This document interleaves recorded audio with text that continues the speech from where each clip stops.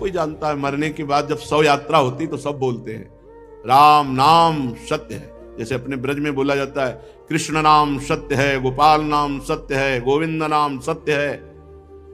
अगर भगवान का नाम जप नहीं करते तो किस बात के सनातन धर्मावलंबी? सत्य नहीं बोलते तो किस बात के सनातन धर्मावलंबी? रघुकुल रीति सदा चली आई, प्राण जाए पर वचन न जाए। एक बार कह दिया तो प्राण चले जाए पर अपने वचन नहीं झूठे होने देते थे। और यहां सुबह वचन देते हैं, शाम के भूल जाते हैं। सुबह कसम खाते हैं, शाम के तोड़। और हमें गर्व से कहते हैं हम सनातन धर्मावलंबी। हमारे सनातन धर्म के 30 लक्षण हैं। अगर ये लक्षण नहीं है तो आप कैसे कह सकते हो? पहला ही लक्षण है सत्य। सत्य है भगवान नारायण हरि राम कृष्ण। सत्य नारायण सच्चिदानंद रूपाय विश्वोत्पत्त्यादि हेतवे तापत्रय विनाशाय श्री कृष्णाय वयम नमः। जब भगवान कंस कारागार में प्रकट हो रहे हैं तो समस्त देवता करके जब स्तुति करते हैं तो पहला ही श्लोक है सत्यव्रतम त्रिसत्यम। त्रिकाल में जो सत्य है वो भगवान सत्य। नाम जप नहीं करते, सत्य नहीं बोलते, सत्य मार्ग पर नहीं चलते, किस बात के सनातन धर्मावलंबी? सत्य को समझो। दूसरा दया। ये हमारे सनातन धर्म के 30 लक्षण है। दया, सब पर दया। दया करने की सामर्थ्य उसी के हृदय में आएगी जो दया का उल्टा क्या है? याद।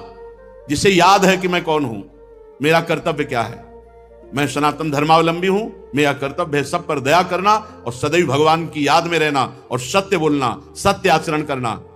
दो ये हुए। तीसरा है तपस्या। सनातन धर्म का लक्षण तपस्या किसे कहते हैं?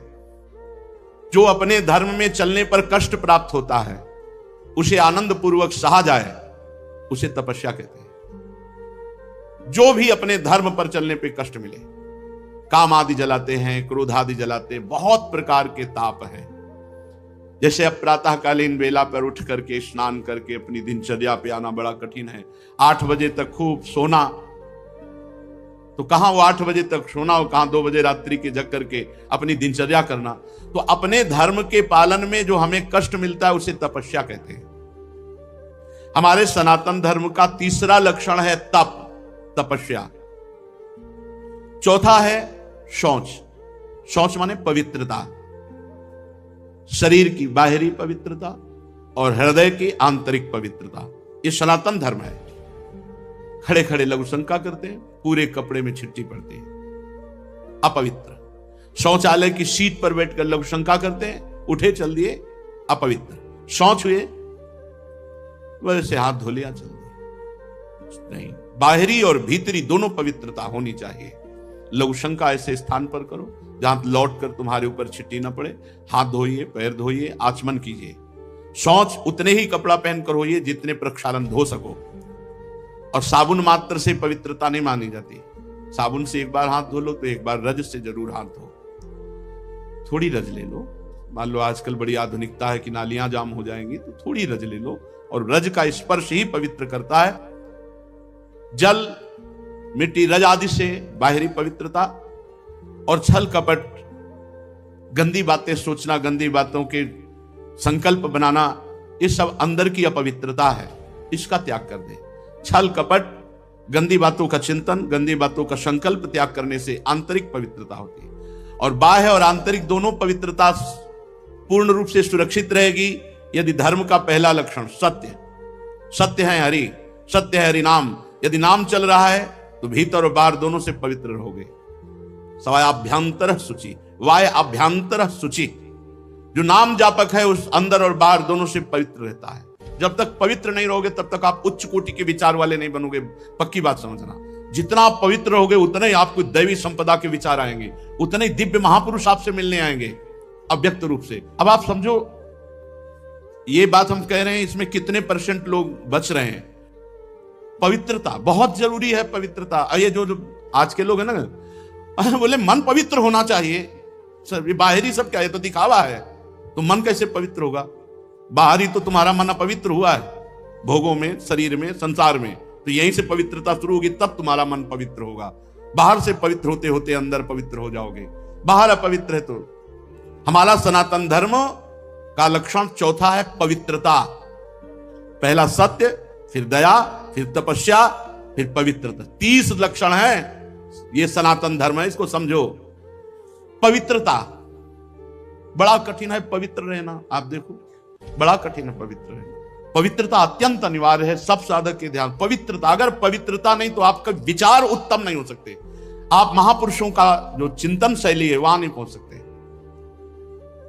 कल एक आए थे भगत जी एकांतिक में, उन्होंने कहा आपने सत्संग में और एकांतिक में कहा है कि मन की पीएचडी की है, तो हम भी मन की पीएचडी कर रहे हैं, तो हम आपसे बात करना चाहते हैं। हमारा मन, आपका मन, क्योंकि आपने भी पीएचडी की, हमने भी की।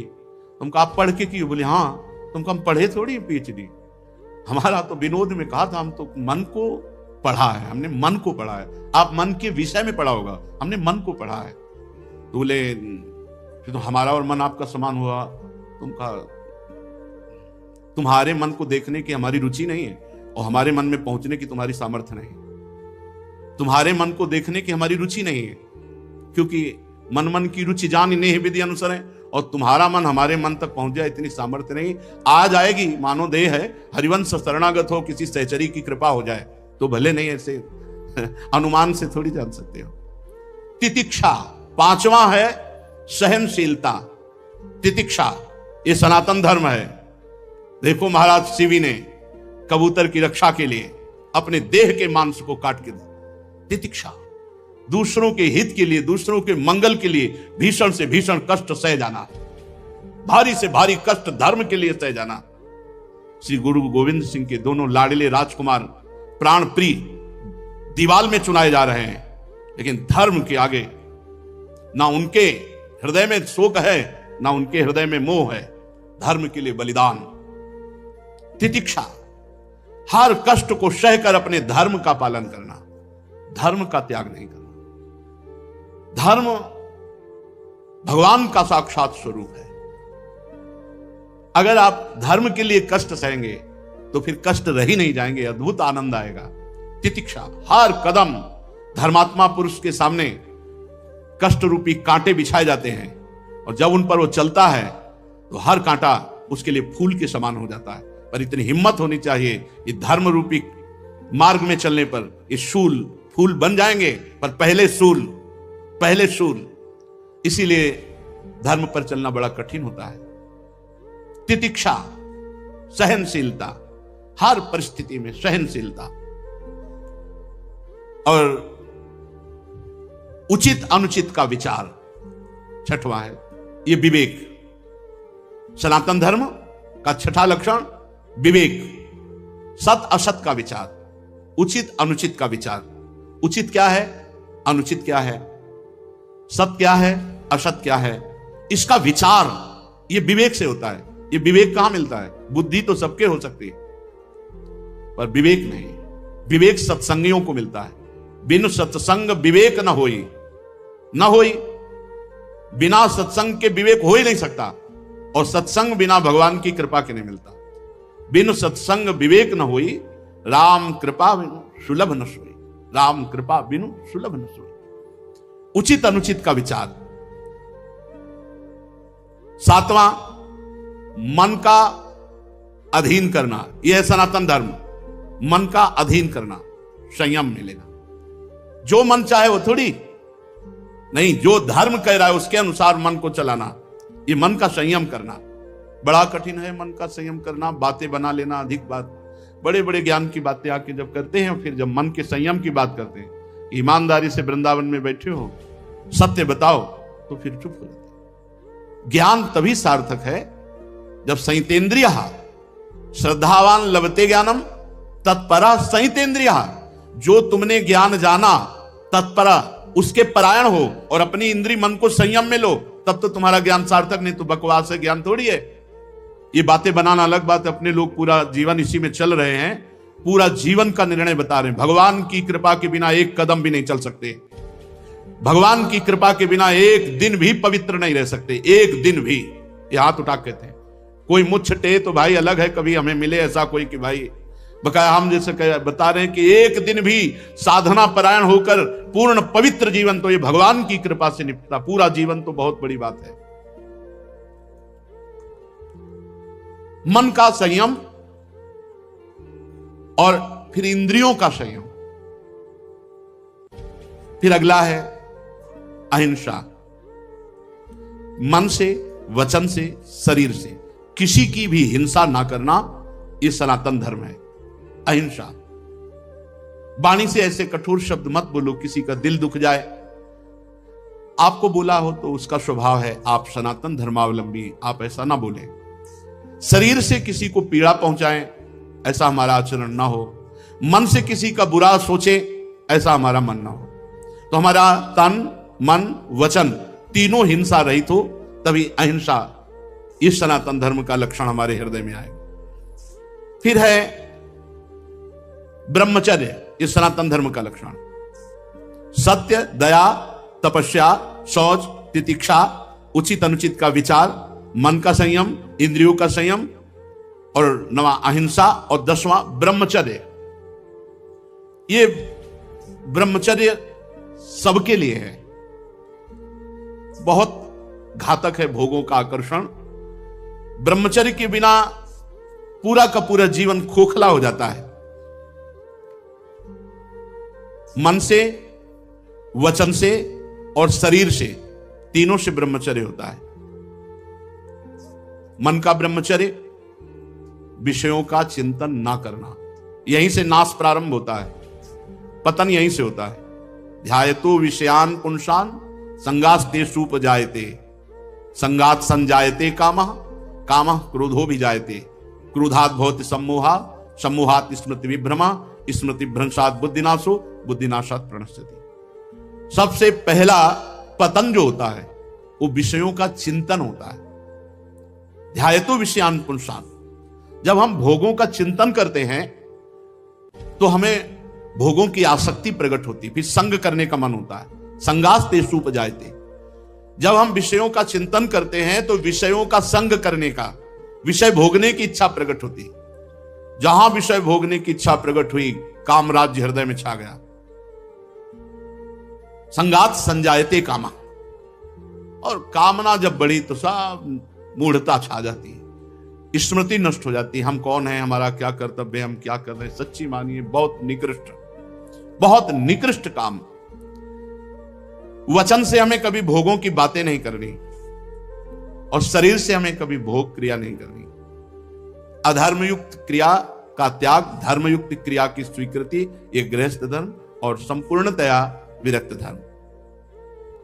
जो ब्रह्मचर्य रहता है उसे शरीर बल, मनोबल, बुद्धि बल, वचन बल, ये सब जागृत हो जाते हैं। वचन बल जो बोला वही लागू हो गया, जबरदस्ती आपको मानना पड़ेगा। और मनोबल जो संकल्प किया अंदर, वही बाहर क्रिया प्रारंभ हो गई, वही दिखाई देने लगा। देह बल, रात दिन मेहनत करो फिर भी थकान नहीं। आप कुछ समय तक व्यवहार करके देखिए ब्रह्मचर्य का, फिर आपको खुद पता चलेगा कि कितना आनंद प्रदान करता है ब्रह्मचर्य। ब्रह्मचारी को विषय भोग जहर है ऐसा मानना चाहिए। जैसे कितनी भी सुंदर खीर हो और कोई हमारे कान में आकर विश्वसनीय कह दे कि इसमें जहर पड़ा है, तो हम बिल्कुल नहीं खाएंगे। हमारे शास्त्र कह रहे हैं, महर्षि जन कह रहे हैं कि ये विषय भोग जहर है, महान विषय है, ये पूरे जीवन को नष्ट कर देता है। तो ये जब ज्ञान हो तो उसका फल है विरति। जब हमें ज्ञान हो गया तो उससे हमें वैराग्य होना चाहिए, पर नहीं, ये ज्ञान तो है कि भोगों में सुख नहीं है, भोग दुख रूप है, भोग जहर के समान है। कैसा ज्ञान है? वाचिक ज्ञान, उपदेश देने के लिए। लेकिन जब भोग सामने आते हैं तब ये ज्ञान काम नहीं करता। यदि उपासक भोगों से भयभीत हो जाए तो बच जाए, बहादुरी नहीं, भागना पड़ेगा इसमें। एक बार पूज्यपाद सिउड़िया बाबा जी ने स्वप्न देखा। स्वप्न में भी कितने सावधान हैं। भिक्षाम देहि, एक घर में आवाज लगाई, नारायण नारायण। तो एक माई निकली, सुंदर अप्सरा, हीरे जवाहरात से, रत्नों से भरी हुई थाल। आवाज एक घर में लगाई, सैकड़ों घरों से निकल आई और सब एक से एक सुंदर, और चारों तरफ से घेर लिया और मुस्कुराना, हाव भाव प्रकट करना। बाबा भागे और बहुत जोर के भागे और कई किलोमीटर तक भागते रहे। फिर पीछे मुड़ के जब देखा कि कोई नहीं दिखाई दे रहा, तब खड़े होकर सांस ली। जब सांस ले रहे थे तो आंख खुल गई। आंख खुल गई तो नारायण नारायण नारायण। अच्छा हुआ कि स्वप्न में भी भागे। भागने से ही बचोगे, यहां जीतने के चक्कर में मत पड़ना, बहुत धोखा है।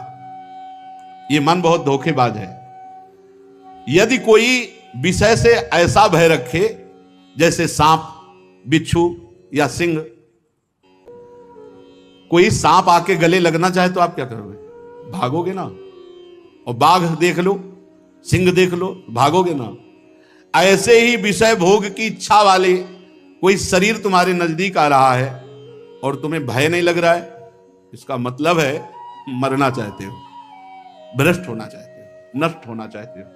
सिंह आ रहा तुम्हें भागना नहीं सुनाई दिया, सांप दौड़ रहा तुम्हारी तरफ भागना नहीं सुनाई दिया, ऐसे ही भोग तुम्हारी तरफ आ रहा तुम भागे नहीं, मरना चाहते हो, मरोगे तुम। कोआ मदांधो मदना तुरुआ, भगवान शंकराचार्य जी से पूछा, को अंधों में बड़ा अंधा कौन है? बोले जिसको काम सता जाए, जो काम से युक्त हो गया, काम से व्याकुल हो गया, वो सबसे बड़ा अंधा है, वो कुछ नहीं समझ पाएगा। आप बड़े मजे से भोग को देखते हैं और भोगते हैं और फिर विचार करें ब्रह्मचर्य असंभव। जैसे जलेबी है, एक बार चख लिया तो जलेबी नाम लेते ही वो कुरकुराहट वो मुंह में आ जाएगा, नहीं आ जाएगा? इसे कहते हैं तृष्णा। भोग भोगा, अब वो तृष्णा जहर की तरह तुम्हारे हृदय में बस गई। अब वो भगवान ने निकाले तो निकाले, नहीं तो पूरा जीवन भर मार देगी। भोगों का जहर तृष्णा। तृष्णा अनंत जन्मों से हम भोगते चले आ रहे हैं, इसलिए हमारी परवशता हो गई है। परवशता, इंद्रिय और भोगों में विवशता, हम हार चुके हैं। लेकिन मोक्ष का रास्ता जितेंद्रियता से जुड़ता है, परवशता से नहीं। इसलिए आपको इंद्रियों के भोगों से जीतना पड़ेगा, लड़ना पड़ेगा। भटकते रहने से ये जन्म भी चला जाएगा, जैसे और जन्म चले गए। बहुत बार ये सब भोगा है, देवराज इंद्र भी बने होंगे कभी ना कभी, बहुत बार, बहुत बार सब। लेकिन भगवान के प्रेमी भक्त कभी नहीं बने जिंदगी में, पक्की बात। इस बार अवसर मिला है भगवान से प्रेम करने का। कोल्ले जी अल्लाह जी के चरित्र में नहीं आता कि बचपन से बैरागी, और एक राजा की उपवन वाटिका में वो शयन कर रहे थे, वहीं वो सब राजकुमार और सब वैभव सब देख करके उनके मन में ऐसी लालसा आ गई कि यार ये सुख तो बहुत बढ़िया है।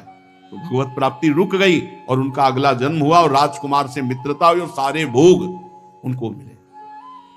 अगर कोई वासना लेकर इस मार्ग में, तो फिर पहले वासना पूर्ति होती है। ये मन मकड़ी के जाले की तरह वासना बुनता रहता है, छोड़ दो इसे, बस ये अपना काम करता है और हमको फंसाता है। जाल ये बुनता है और फंसाता हमको है। इसीलिए उपासक मन के जाल को बनने ही न दे। राधा राधा राधा राधा, वो कहेगा नहीं सुनो ऐसे से ऐसा, राधा राधा, वो आपको फंसा नहीं पाएगा। ये तमोगुणी राक्षसी आहार विहार करके आप सच्चिदानंद भगवान को नहीं नहीं मान जाओ। जहां प्याज लहसुन जैसे ये तमोगुण होने के कारण बहुत पवित्र वस्तु की तरह प्रकट होते हैं, कोई अपवित्र वस्तु थोड़ी। आप देखो, जहां आलू प्रकट होती है, शकरकंद प्रकट होती है, ठीक उसी खेत में वैसे ही ये प्याज लहसुन प्रकट होते हैं। ये कोई ऐसा थोड़ी कि हत्या वाला दोष या किसी तरह गलत तरह से बनाया गया पदार्थ हो। ये तो प्राकृतिक है, पर इसका गुण घोर तमोगुण है। बस तमोगुण के कारण इसका त्याग किया गया है। इसीलिए संत महात्मा जन इसका त्याग करते, तमोगुणी आहार इसको नहीं पाते। फिर जहां और राक्षसी प्रवृत्ति के आहार विहार है, तो फिर वो ये मन मकड़ी की तरह जाला बुनता और हमको फंसाता है। ये छह हमको हर समय फंसाए रखते हैं, काम, क्रोध, लोभ, मोह, मद, मत्सर। यदि ब्रह्मचर्य रहना है तो हमें बहुत संभालना है तीन को। वाणी से हमको कभी भी ब्रह्मचर्यहीनता वाली बातें नहीं करनी। बहुत ये बिल्कुल अनुभव की बात कह रहे हैं, अगर आपको जम जाए तो निकल जाओगे। किसी भी तरह से अश्लील बात, गंदी बात वाणी से नहीं निकालनी। मौन हो जाओ, मत बोलो। बहुत चीजें ऐसी होती हैं जो अनुभव करके बोली जाती हैं। वाणी से आप रोज किसी से कहो झूठी ऐसे, मैं आपके बिना नहीं जी सकता, मैं आपके बिना नहीं जी सकता। एक दिन आपके मन में आ जाएगा मैं आपके बिना नहीं जी सकता। एक दिन आप स्वीकृति स्वयं में कर लेंगे कि मैं आपके बिना नहीं जी सकता। वाणी से बोलते रहो, तुम देख लेना, एक दिन किसी एक से बोलते रहो मैं आपके बिना नहीं जी सकता। फिर दूसरे दिन बोलना मैं आपके, कुछ दिन में मन से आ जाएगा मैं आपके बिना नहीं जी सकता। फिर स्वयं में आ जाएगा मैं आपके बिना नहीं जी सकता। जब हम वाणी से गंदी बातें करते हैं तो तुरंत मन उसका चिंतन करता है और वो उल्लसित हो जाता है। इसलिए वाणी से पहला ब्रह्मचर्य। हमें रसना कटो जो अन्न रटो। अन्न बात, जो प्रियालाल से विमुख करने वाली बात, जो कुत्सित बात, विकारें, जो विकार बढ़ाने वाली गंदी बात है, वो हमें नहीं करनी। नियम ले लो, नहीं करनी। आज से नियम ले लेते हैं। जितने लोग कथा सुन रहे हैं, कोई इसमें पैसा लगने की बात नहीं। वाणी से हम गंदी बात, अश्लील बात, गलत बात नहीं बोलेंगे। वाणी का ब्रह्मचर्य।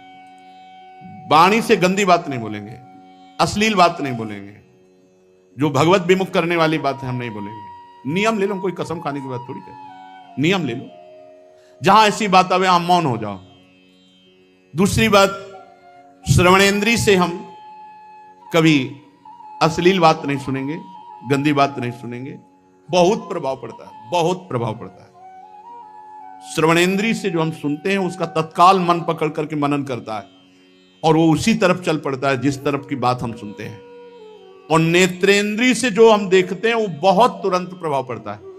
देखो, नेत्रेंद्री से ऐसी कोई ग्रंथ मत पढ़ो, कॉपी, ऐसी पुस्तिका जो ब्रह्मचर्यहीनता वाली है। ऐसे कोई दृश्य मोबाइल से मत देखो जो ब्रह्मचर्यहीनता वाले हैं। ऐसे कोई दृश्य बाहर मत देखो, पशु पक्षी आदि मैथुन करते हुए, ऐसे कभी मत देखो। इसका बहुत बड़ा प्रभाव होता है। अगर इन तीन का संयम कर सको तो आपके ब्रह्मचर्य में बहुत लाभ मिलेगा। पहला वाणी से, दूसरा श्रवणेंद्री से, तीसरा नेत्रेंद्री से। और खास बात यह है कि जिससे हमारा ब्रह्मचर्य नष्ट होता है उससे सानिध्य न दे कभी। ऐसी कोई क्रिया, ऐसे कोई व्यक्ति का संयोग जो हमारे ब्रह्मचर्य का घात करे, बहुत बहुत सावधानी। पर ये ऐसा दलदल है कि एक बार जो फंस गया भगवान ही निकाल सकते हैं। जिस समय मन अपने स्वरूप में आया वो सब करवा लेगा। बहुत विचित्र है, बहुत विचित्र है, बहुत विचित्र मन का खेल। हमें ऐसा कोई रिश्ता, नाता, कोई संबंध जो हमारे ब्रह्मचर्य को नष्ट कर रहा है, दूरी बनानी चाहिए। और भोजन का ब्रह्मचर्य पर बहुत बड़ा प्रभाव है।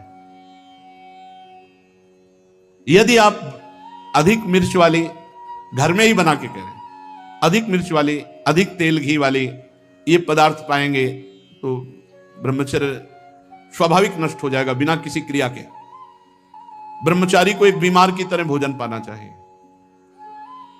जैसे मूंग की दाल है, घिया की सब्जी, रोटी, बस, क्योंकि उसे पावर की जरूरत नहीं है, उसे अधिक पावर की जरूरत नहीं है। स्वयं में सामर्थ्य सुरक्षित है, इसलिए बाहरी पदार्थों से बादाम चबा रहे हैं, काजू चबा रहे हैं, हलवा खा रहे हैं और बहुत प्रकार के मीठा आदि। मीठा तो ब्रह्मचर्य में थोड़ा बस ले ले, इसके बाद अधिक मीठा भी वो जहर का काम करेगा, स्वाभाविक ब्रह्मचर्य को नष्ट कर देगा। जो भोजन कब्जियत बनाती है, अगर ऐसा भोजन पाया जाएगा तो ब्रह्मचर्य अपने आप स्वप्न दोष के रूप में नष्ट हो जाएगा। सात्विक भोजन, पेट साफ, बहुत आवश्यक है। हल्का भोजन, कम मात्रा में, पेट उधर, तो बहुत सुंदर आपके भजन की वृत्ति बढ़ेगी आपका ब्रह्मचर्य बहुत लंबे समय तक आबाद चलेगा। बाजार की वस्तु तो ब्रह्मचारी होकर बाजार की वस्तु तो मुझे समझ में नहीं आता। बाजार की वस्तु तो नहीं खानी चाहिए, बनी हुई, बाजार की वस्तुएं बनी हुई। एक ही चीज को आप गौर से पा करके किसी एक चीज को बाजार की, फिर देखो आपके अंदर स्फुरणा क्या होती है, पहले कैसे हो रही थी फिर कैसे हो रही है। और आप पवित्र भोग लगा के श्री जी को पवा के पा के फिर देखो कैसी स्फुरणा हो रही भजन की। भजन परम पवित्र वस्तु, ऐसे थोड़ी होता तुम जहां तहां अन्न खात सखी कहत आपकात सकल देव से द्वंद जात रात सर्व सोई।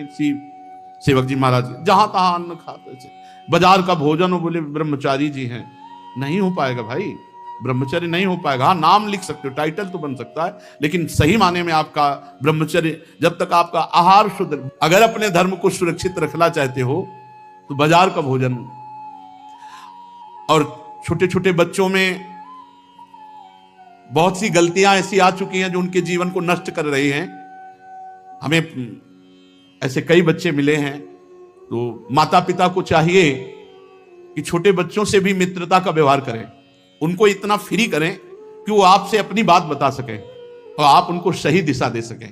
नहीं जैसे 13-14 वर्ष के बच्चे हैं और ये गंदी क्रिया कर रहे हैं, इनका जीवन बहुत बुरी तरह नष्ट हो जाएगा, ये गृहस्थी लायक नहीं रहेंगे। विरक्ति तो बहुत बड़ी बात रह गई, ये गृहस्थी लायक नहीं रहेंगे, संतान उत्पन्न करने लायक नहीं रहेंगे। इसलिए माता पिता को चाहिए कि अपने बच्चों से फ्रेंड की तरह, दोस्त की तरह बात करें, उनको इतना उत्साह दें कि उनके अंदर जो गलती है वो पकड़ लें और प्यार से समझा दें। अगर हम बार बार बच्चों को समझाएंगे, नए नए बच्चे अभी गलत मार्ग में जो जा रहे हैं वो सुधर जाएंगे। हमारे सनातन धर्म का लक्षण है ब्रह्मचर्य, फिर है त्याग। दूसरों को सुख देने की वृत्ति का नाम त्याग है। अपने सुख को दूसरों में बांटना, ज्ञान सुख, हमारे पास संपत्ति सुख, जो भी सुख है सबको भाव से धर्म के अनुसार सुख देने की भावना ही वास्तविक त्याग है। शास्त्रों का नित्य स्वाध्याय करना यह सनातन धर्म का लक्षण है। स्वाध्याय रामचरितमानस है, गीता जी है, श्रीमद् भागवत है, गीता पुरुष से बहुत सी बड़े बड़े महापुरुषों की छोटी छोटी ग्रंथ हैं, जैसे पूज्य राधा बाबा के भाई जी, पूज्य जयदयाल जी, पूज्य स्वामी राम सुखदास जी महाराज, इन महापुरुषों की छोटी छोटी पुस्तिकाएं हैं, उनको ले लेना चाहिए। एक एक पेज रोज पढ़ना चाहिए। रोज अपने घर में चाहे 10 मिनट ही कहो, श्रीमद् भागवत या रामायण, इन गाथाओं को गाओ, जिससे तुम्हारा घर पवित्र हो, तुम्हारे परिवार के जनों के कान में पड़े तो मंगल हो। ये सनातन धर्म है। फिर सरलता, बहुत सरल स्वभाव होता है सनातन धर्म का अवलंबी का। ये मुख में कुछ और, हृदय में कुछ और, आचरण में कुछ और, ये छल कपट नहीं। सरल स्वभाव न मन कुटिलाई, सनातन धर्म भगवत स्वरूप है। फिर संतोष, जिसमें भगवान प्रसन्न हो, हमें बिल्कुल वैसे ही राजी रहना है। हमें इंद्रिय और मन के अनुसार ऐसे आचरण नहीं करने जो भगवान के विमुख हो। जैसे भगवान हमें रख रहे हम उसमें संतुष्ट हैं, जैसी परिस्थिति में रख रहे, और सच्ची संतुष्टता भगवान के विधान में रत होकर के भगवत आचरण करने से होगी, भगवत विमुख नहीं। जिसमें भगवान राजी वही हमारे श्री कृष्ण अनुकूलेन प्रतिकूल से विसर्जनम, संतोष आ जाएगा, हृदय शीतल हो जाएगा। और समदर्शी संत महात्माओं की सेवा, सनातन धर्म संत महात्माओं की सेवा, लेकिन शर्त रखिए, समदर्शी जो भगवत तत्व के ज्ञाता, सर्वत्र भगवान की अनुभूति करने वाले महात्मा हैं, उनकी सेवा। धीरे धीरे भोगों की निवृत्ति का अभ्यास, सनातन धर्म। मनुष्य के अभिमान का फल बड़ा उल्टा विनाशकारी होता है, ऐसा विचार करके अभिमान का त्याग। और मौन, वाणी से अधिक ना बोलना, संयम पूर्वक बर्ताव करना या मौन रहना। भगवत चिंतन देख लो, ये सनातन धर्म के 30 लक्षणों में हर समय भगवत चिंतन परायण, नहीं तो सनातन धर्मावलंबी नहीं माने जाओगे। प्राणियों को उत्तम उत्तम भोजन पदार्थ बांट करके खाना। अगर घर में भी अच्छा पदार्थ बने तो सबसे पहले बूढ़ों को, रोगी, बच्चे, फिर अगर नौकर चाकर है तो उनको भी दे। ये बात ध्यान रखना, अगर कोई नौकर देख रहा है आप अच्छे पदार्थ पा रहे हो, आपने उसको नहीं दिया, यह अपराध है आपका, आपके लिए वो हानिकारक हो जाएगा। पहले हम इतना ही दे दे, एक दोने में थोड़ा अच्छा पदार्थ ले जाओ, पाओ जा करके, और फिर आप पाए। कोई ऐसा ना हो कि आप अच्छे पदार्थ पा रहे हो, उसका हृदय देख करके ललचा गया, तो उसके हृदय में भी भगवान विराजमान है, वो भोजन तुम्हारे लिए हानिकारक हो जाएगा।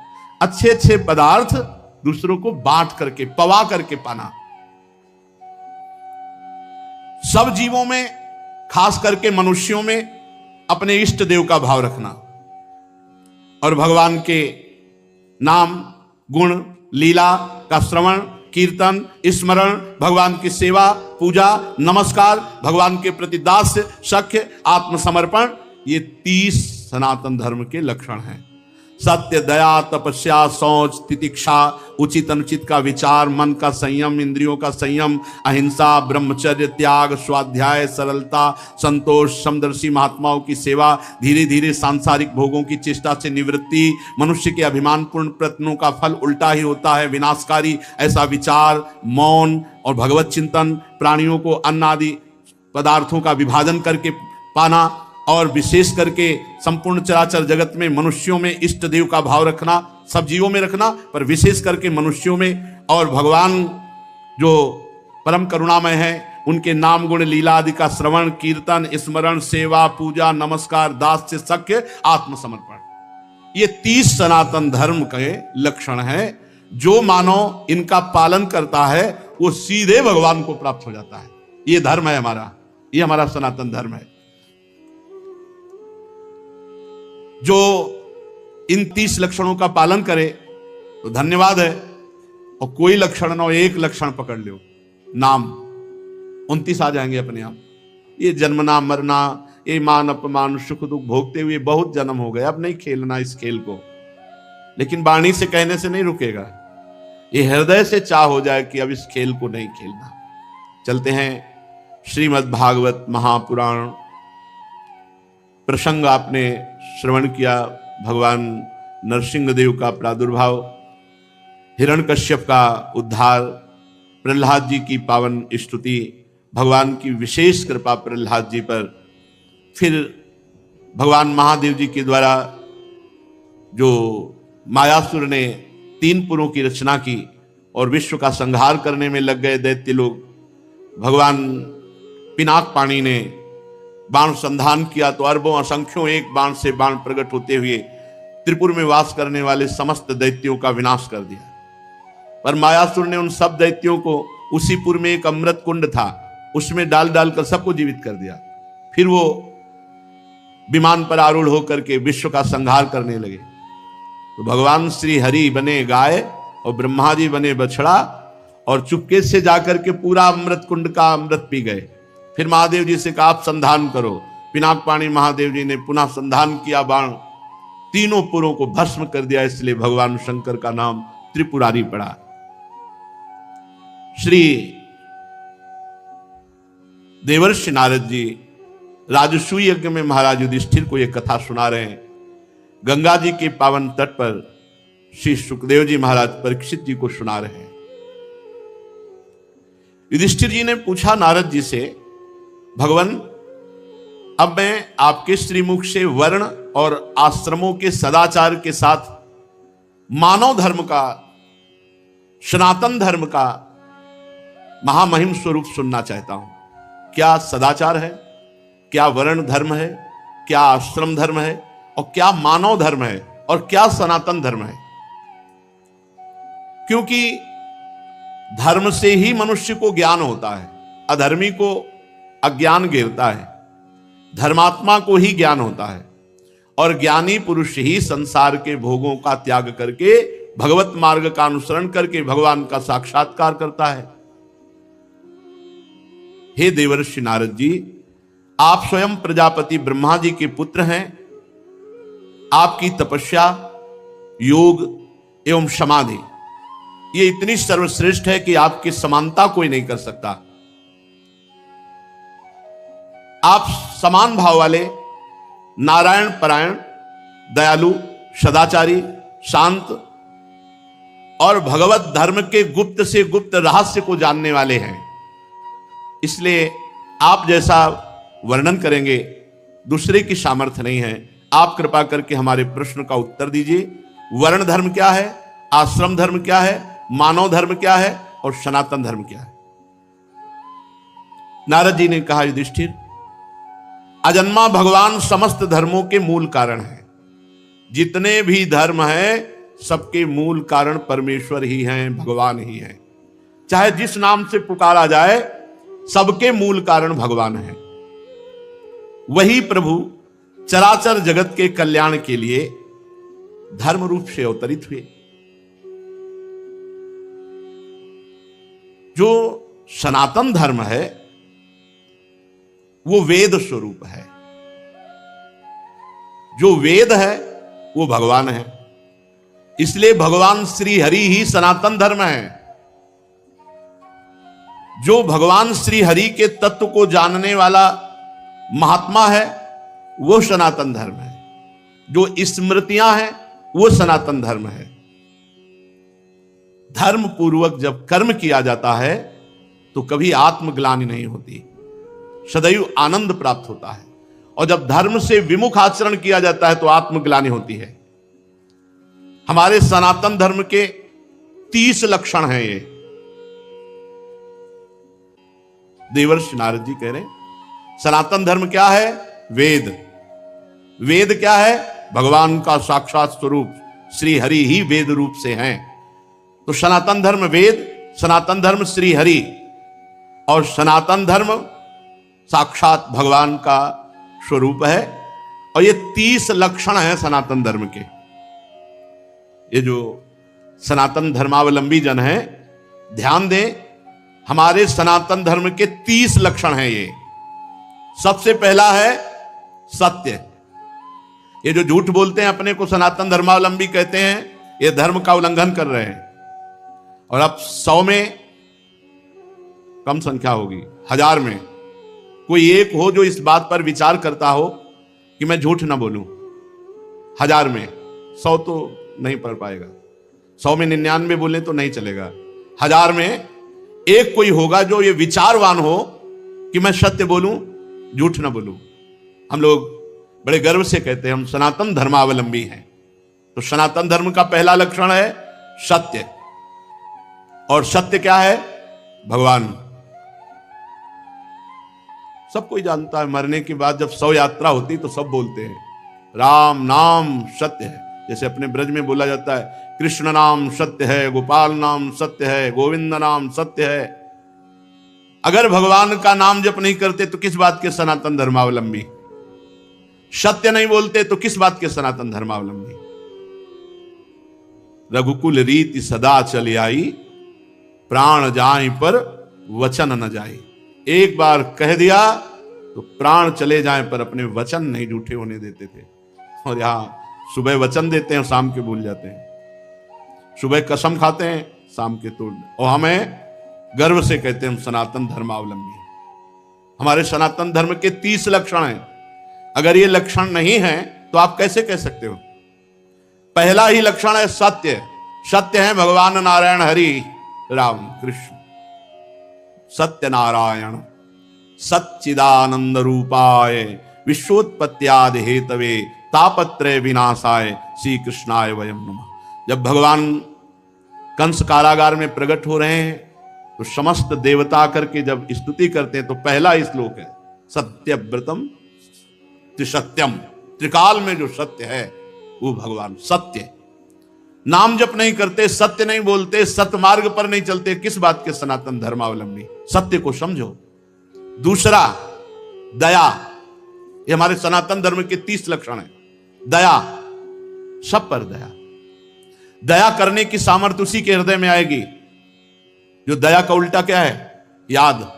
जिसे याद है कि मैं कौन हूं, मेरा कर्तव्य क्या है, मैं सनातन धर्मावलंबी हूं, मेरा कर्तव्य है सब पर दया करना और सदैव भगवान की याद में रहना और सत्य बोलना, सत्य आचरण करना। 2 ये हुए। तीसरा है तपस्या। सनातन धर्म का लक्षण तपस्या किसे कहते हैं? जो अपने धर्म में चलने पर कष्ट प्राप्त होता है उसे आनंद पूर्वक सहा जाए, उसे तपस्या कहते हैं। जो भी अपने धर्म पर चलने पे कष्ट मिले, काम आदि जलाते हैं, क्रोध आदि जलाते हैं, बहुत प्रकार के ताप हैं। जैसे अब प्रातःकालीन बेला पर उठ करके स्नान करके अपनी दिनचर्या पे आना बड़ा कठिन है। 8 बजे तक खूब सोना, तो कहां वो 8 बजे तक सोना और कहां 2 बजे रात्रि के जग करके अपनी दिनचर्या करना। तो अपने धर्म के पालन में जो हमें कष्ट मिलता है उसे तपस्या कहते हैं।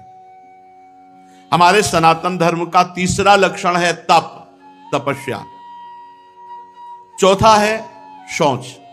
शौच माने पवित्रता, शरीर की बाहरी पवित्रता और हृदय की आंतरिक पवित्रता। ये सनातन धर्म है।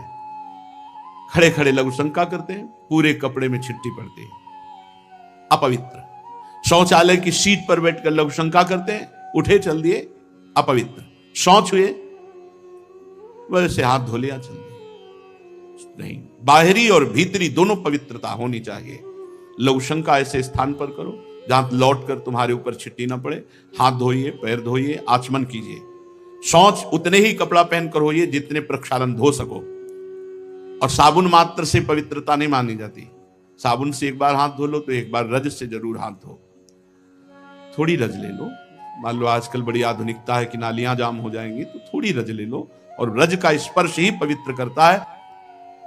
जल, मिट्टी, रज आदि से बाहरी पवित्रता, और छल कपट, गंदी बातें सोचना, गंदी बातों के संकल्प बनाना, ये सब अंदर की अपवित्रता है। इसका त्याग कर दे। छल कपट, गंदी बातों का चिंतन, गंदी बातों का संकल्प त्याग करने से आंतरिक पवित्रता होती है। और बाह्य और आंतरिक दोनों पवित्रता पूर्ण रूप से सुरक्षित रहेगी यदि धर्म का पहला लक्षण सत्य, सत्य है हरि, सत्य है हरि नाम, यदि नाम चल रहा है तो भीतर और बाहर दोनों से पवित्र रहोगे। सवाय अभ्यंतर शुचि, वाय अभ्यंतर शुचि। जो नाम जापक है उस अंदर और बाहर दोनों से पवित्र रहता है। जब तक पवित्र नहीं रहोगे तब तक आप उच्च कोटि के विचार वाले नहीं बनोगे। पक्की बात समझना। जितना आप पवित्र रहोगे उतना ही आपको दैवी संपदा के विचार आएंगे, उतने ही दिव्य महापुरुष आपसे मिलने आएंगे अव्यक्त रूप से। अब आप समझो, ये बात हम कह रहे हैं, इसमें कितने % लोग बच रहे हैं। पवित्रता बहुत जरूरी है। पवित्रता, ये जो आज के लोग हैं ना, बोले मन पवित्र होना चाहिए। सर ये बाहरी सब क्या है, तो दिखावा है। तो मन कैसे पवित्र होगा? बाहरी तो तुम्हारा मन अपवित्र हुआ है, भोगों में, शरीर में, संसार में। तो यहीं से पवित्रता शुरू होगी, तब तुम्हारा मन पवित्र होगा। बाहर से पवित्र होते होते अंदर पवित्र हो जाओगे। बाहर अपवित्र है तो। हमारा सनातन धर्म का लक्षण चौथा है पवित्रता। पहला सत्य, फिर दया, फिर तपस्या, फिर पवित्रता। 30 लक्षण है। ये सनातन धर्म है, इसको समझो। पवित्रता बड़ा कठिन है, पवित्र रहना। आप देखो, बड़ा कठिन है पवित्र रहना। पवित्रता अत्यंत अनिवार्य है। सब साधक के ध्यान, पवित्रता। अगर पवित्रता नहीं तो आपका विचार उत्तम नहीं हो सकते। आप महापुरुषों का जो चिंतन शैली है वहां नहीं पहुंच सकते। कल एक आए थे भगत जी एकांतिक में, उन्होंने कहा, आपने सत्संग में और एकांतिक में कहा कि मन की पीएचडी की है, तो हम भी मन की पीएचडी कर रहे हैं, तो हम आपसे बात करना चाहते हैं। हमारा मन, आपका मन, क्योंकि आपने भी पीएचडी की, हमने भी की। तुम कहा आप पढ़ के की हो? बोले हाँ। तुमको हम पढ़े थोड़ी पीएचडी। हमारा तो विनोद में कहा था, हम तो मन को पढ़ा है, हमने मन को पढ़ा है। आप मन के विषय में पढ़ा होगा, हमने मन को पढ़ा है। तो बोले फिर तो हमारा और मन आपका समान हुआ। तुम कहा तुम्हारे मन को देखने की हमारी रुचि नहीं है और हमारे मन में पहुंचने की तुम्हारी सामर्थ्य नहीं है। तुम्हारे मन को देखने की हमारी रुचि नहीं है, क्योंकि मन मन की रुचि जान इन्हें विधि अनुसार है। और तुम्हारा मन हमारे मन तक पहुंच जाए इतनी सामर्थ्य नहीं। आ जाएगी, मानो देह है, हरिवंश शरणागत हो, किसी सहचरी की कृपा हो जाए तो भले, नहीं ऐसे अनुमान से थोड़ी जान सकते हो। तितिक्षा, 5वां है सहनशीलता। तितिक्षा ये सनातन धर्म है। देखो महाराज शिवी ने कबूतर की रक्षा के लिए अपने देह के मांस को काट के, तितिक्षा, दूसरों के हित के लिए, दूसरों के मंगल के लिए भीषण से भीषण कष्ट सह जाना, भारी से भारी कष्ट धर्म के लिए सह जाना। श्री गुरु गोविंद सिंह के दोनों लाडले राजकुमार प्राण प्रिय दीवाल में चुनाए जा रहे हैं, लेकिन धर्म के आगे ना उनके हृदय में शोक है, ना उनके हृदय में मोह है। धर्म के लिए बलिदान। तितिक्षा, हर कष्ट को सहकर अपने धर्म का पालन करना, धर्म का त्याग नहीं करना। धर्म भगवान का साक्षात स्वरूप है। अगर आप धर्म के लिए कष्ट सहेंगे तो फिर कष्ट रह ही नहीं जाएंगे, अद्भुत आनंद आएगा। तितिक्षा, हर कदम धर्मात्मा पुरुष के सामने कष्ट रूपी कांटे बिछाए जाते हैं, और जब उन पर वो चलता है तो हर कांटा उसके लिए फूल के समान हो जाता है। पर इतनी हिम्मत होनी चाहिए, इस धर्म रूपी मार्ग में चलने पर ये शूल फूल बन जाएंगे, पर पहले शूल। इसीलिए धर्म पर चलना बड़ा कठिन होता है। तितिक्षा, सहनशीलता, हर परिस्थिति में सहनशीलता, और उचित अनुचित का विचार। छठवां है ये विवेक। सनातन धर्म का छठा लक्षण विवेक, सत असत का विचार, उचित अनुचित का विचार। उचित क्या है, अनुचित क्या है, सत क्या है, असत क्या है, इसका विचार ये विवेक से होता है। ये विवेक कहां मिलता है? बुद्धि तो सबके हो सकती है, पर विवेक नहीं। विवेक सत्संगियों को मिलता है। बिन सत्संग विवेक न होई, बिना सत्संग के विवेक हो ही नहीं सकता, और सत्संग बिना भगवान की कृपा के नहीं मिलता। बिन सत्संग विवेक न होई, राम कृपा बिनु सुलभ न सोई, राम कृपा बिनु सुलभ न सोई। उचित अनुचित का विचार। सातवां, मन का अधीन करना। यह है सनातन धर्म, मन का अधीन करना, संयम में लेना। जो मन चाहे वो थोड़ी नहीं, जो धर्म कह रहा है उसके अनुसार मन को चलाना, ये मन का संयम करना बड़ा कठिन है। मन का संयम करना, बातें बना लेना, अधिक बात, बड़े बड़े ज्ञान की बातें आके जब करते हैं, फिर जब मन के संयम की बात करते हैं, ईमानदारी से वृंदावन में बैठे हो, सत्य बताओ, तो फिर चुप हो जाते हैं। ज्ञान तभी सार्थक है जब संयतेन्द्रिय, श्रद्धावान लभते ज्ञानम तत्परा संयतेन्द्रिय। जो तुमने ज्ञान जाना, तत्परा उसके परायण हो और अपनी इंद्रिय मन को संयम में लो, तब तो तुम्हारा ज्ञान सार्थक, नहीं तो बकवास है, ज्ञान थोड़ी है। ये बातें बनाना अलग बात, अपने लोग पूरा जीवन इसी में चल रहे हैं, पूरा जीवन का निर्णय बता रहे हैं। भगवान की कृपा के बिना एक कदम भी नहीं चल सकते, भगवान की कृपा के बिना एक दिन भी पवित्र नहीं रह सकते, एक दिन भी। ये हाथ उठा कहते हैं, कोई मुझ टे तो भाई अलग है, कभी हमें मिले ऐसा कोई कि भाई बकाया हम जैसे बता रहे हैं कि एक दिन भी साधना परायण होकर पूर्ण पवित्र जीवन तो ये भगवान की कृपा से निपटा, पूरा जीवन तो बहुत बड़ी बात है। मन का संयम और फिर इंद्रियों का संयम। फिर अगला है अहिंसा। मन से, वचन से, शरीर से किसी की भी हिंसा ना करना, यह सनातन धर्म है। अहिंसा, वाणी से ऐसे कठोर शब्द मत बोलो किसी का दिल दुख जाए। आपको बोला हो तो उसका स्वभाव है, आप सनातन धर्मावलंबी, आप ऐसा ना बोले। शरीर से किसी को पीड़ा पहुंचाएं, ऐसा हमारा आचरण ना हो। मन से किसी का बुरा सोचे, ऐसा हमारा मन ना हो। तो हमारा तन, मन, वचन तीनों हिंसा रहित हो, तभी अहिंसा, इस सनातन धर्म का लक्षण हमारे हृदय में आए। फिर है ब्रह्मचर्य, इस सनातन धर्म का लक्षण।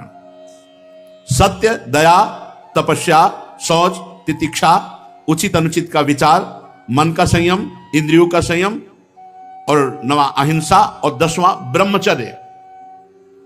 ये ब्रह्मचर्य सबके लिए है, बहुत घातक है भोगों का आकर्षण। ब्रह्मचर्य के बिना पूरा का पूरा जीवन खोखला हो जाता है। मन से, वचन से और शरीर से, तीनों से ब्रह्मचर्य होता है। मन का ब्रह्मचर्य, विषयों का चिंतन ना करना, यहीं से नाश प्रारंभ होता है, पतन यहीं से होता है। ध्यायतो विषयान पुंसान संगास्ते सूप जायते, संगात संजायते कामः, कामः क्रोधो भी जायते, क्रोधात् भवति सम्मोहा, सम्मोहात् स्मृति विभ्रमा, स्मृति भ्रंशात् बुद्धिनाशो, बुद्धिनाशात् प्रणश्यति। सबसे पहला पतन जो होता है वो विषयों का चिंतन होता है। ध्यायतो विषयान पुंसान, जब हम भोगों का चिंतन करते हैं तो हमें भोगों की आसक्ति प्रकट होती, फिर संग करने का मन होता है। संगास तेषु उपजायते। जब हम विषयों का चिंतन करते हैं तो विषयों का संग करने का, विषय भोगने की इच्छा प्रकट होती। जहां विषय भोगने की इच्छा प्रकट हुई, कामराज्य हृदय में छा गया। संगात संजायते कामा, और कामना जब बढ़ी तो सब मूढ़ता छा जाती, स्मृति नष्ट हो जाती। हम कौन है, हमारा क्या कर्तव्य, हम क्या कर रहे हैं। सच्ची मानिए बहुत निकृष्ट काम। वचन से हमें कभी भोगों की बातें नहीं करनी, और शरीर से हमें कभी भोग क्रिया नहीं करनी। अधर्मयुक्त क्रिया